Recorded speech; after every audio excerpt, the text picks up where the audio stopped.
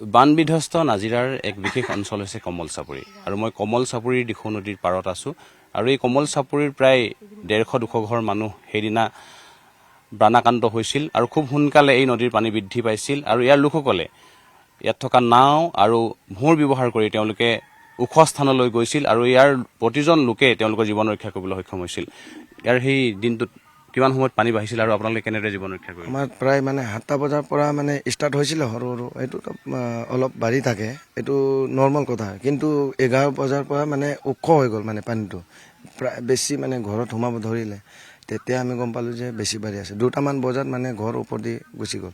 তেওঁলোকে আমি মানুহবোৰ অকণমান ছাইড কৰি দিলোঁ, কিন্তু ঘৰটো ছাইড কৰিব নোৱাৰোঁ, বস্তু পাতি চব গুচি গ'ল, কিন্তু মানুহবোৰ আমি হেৰি হ'বলৈ দিয়া নাই, চবক অকণমান জীৱ জন্তু হানি হ'ল যদিও মানুহৰ কিন্তু একো নহ'ল। হয়, জীৱ জন্তু হানি হ'ল, কিন্তু মানুহবোৰক আমি যেন তেন কৰি বচাব পাৰিলোঁ, সেইটোৱে আমাৰ। আৰু এই মহিলা আপুনি সেইদিনা ক'ত আছিলে?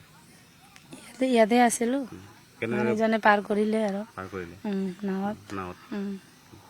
আপুনি ক'ত আছিলে সেইদিনা? মইতো ঘৰতে আছিলোঁ। কেনেদৰে গ'ল পাৰলৈ? নাৱৰ পৰা এই দাদাজনে পাৰ কৰি দিলে।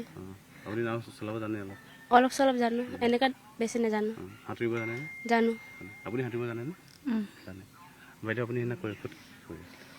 এনেকৈ ৰাতিপুৱা ঘৰতে আছিলোঁ, সেইটো সময়তে এনেকুৱা আক্ৰান্ত হ'ল আৰু ভবা নাছিলোঁ যে এনেকুৱা হ'ব বুলি, কিন্তু হৈ গ'ল, চব শেষ কৰি পেলালে আমাৰ চৰকাৰে যে অতি সোনকালে আমাক ঘৰৰ কাৰণে কিবা ব্যৱস্থা কৰি দিয়ে। এতিয়া বহুত অশান্তি হৈছে, থাকিবলৈ কাৰণে প্ৰব্লেম হৈছে, অকল ইয়াত বুলি নহয়, শিৱসাগৰ চৰাইদেউ চবফালে হৈছে। চৰকাৰে অতি সোনকালে যিহেতু কৰি দিয়ে আৰু ৰিলিফো দি আছে, অসমবাসী ৰাইজক বহুত বহুত ধন্যবাদ জনাইছোঁ। যিমান পাৰে তেওঁলোকে দি আছে, বহুতে আহিছে ইয়াত, কিন্তু মেইন কথাটো হ'ল ঘৰৰ কাৰণে এতিয়া ঘৰৰ কাৰণে যোনটো হয়, ঘৰ ভাঙি গ'ল, সেইটো কাৰণে যে কিবা এটা উপায় কৰি দিয়ে আমাক চৰকাৰে অতি সোনকালে, সেইটোৱে বিচাৰিছোঁ।